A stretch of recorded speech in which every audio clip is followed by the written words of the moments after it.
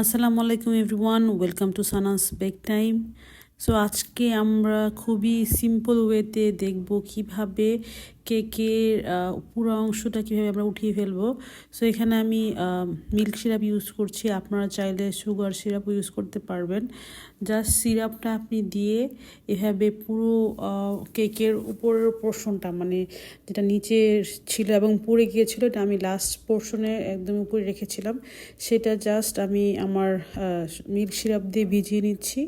ভিজিয়ে নেওয়ার পর দেখুন আমি কিভাবে খুবই আলতোভাবে পুরো ভাপটা তুলে নেব এখান থেকে। সো জাস্ট এখানে ভিজানো হওয়ার পর আমি আমার ব্রেড নাইফ নিব। ব্রেড নাইফ নিয়ে এভাবে আস্তে আস্তে করে একটু খোঁচা দিয়ে উঠিয়ে জাস্ট ধাক্কা দিলেই এটা উঠে যাবে।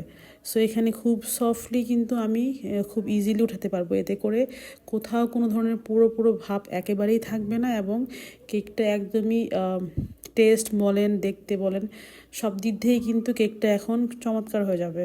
সো আশা করি আপনাদের এই টেকনিকটি ভালো লেগেছে। ভালো লাগলে আমাদের এই ছোট্ট চ্যানেলটি সাবস্ক্রাইব করবেন অবশ্যই, এবং পাশাপাশি এই ভিডিওতে লাইক এবং আপনাদের মতামত জানানোর জন্য অবশ্যই কমেন্ট করবেন। সবাই ভালো থাকবেন, সুস্থ থাকবেন, আশা করি আমাদের চ্যানেলের সাথেই থাকবেন। আল্লাহ হাফেজ। আসসালামু আলাইকুম এভরিওয়ান।